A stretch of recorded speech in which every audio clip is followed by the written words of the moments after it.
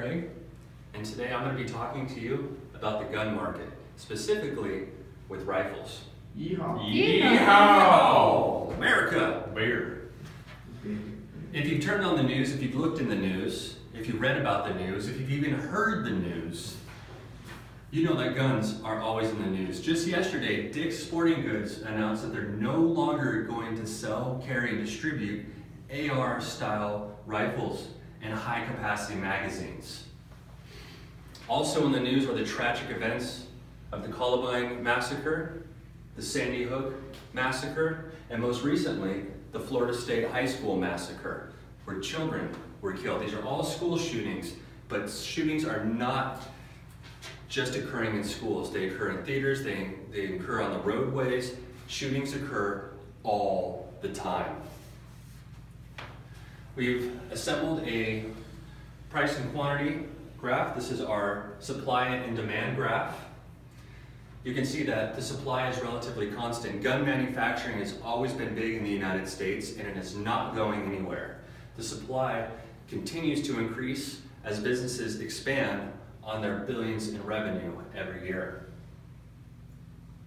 We have a demand curve of 1 that shows a lower demand before shootings occur. When a shooting occurs or there's a news article that happens, the first thing that consumers start to expect as a determinant of demand is that their guns are going to get taken away.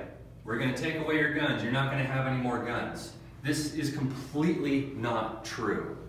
The previous administration, the Obama administration, was adamant several times that no one is taking your guns away. Our current administration with Donald Trump has actually taken away restrictions of mentally ill persons being able to access and purchase firearms. This shows that no one is taking away your guns, but the consumers expect that their guns are going to be taken away. And when that happens, they realize that there is no substitution for a gun. That's why they say never bring a knife to a gunfight. Don't bring a chair to a gunfight. Don't bring your fist to a gunfight. There's no replacement for a gun. This only increases demand. Demand is going to keep going up in the United States for guns, but the supply will remain relatively unchanged because there's no new technology that's going to help us improve gun manufacturing. It's tons of money to start a new gun manufacturing business, so the people that are here making the guns are kind of the head honchos. They have an oligarchy of gun manufacturing.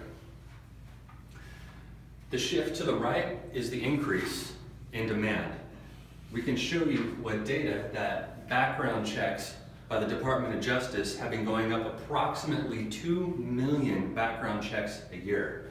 In 2012, there were 19 million background checks for guns.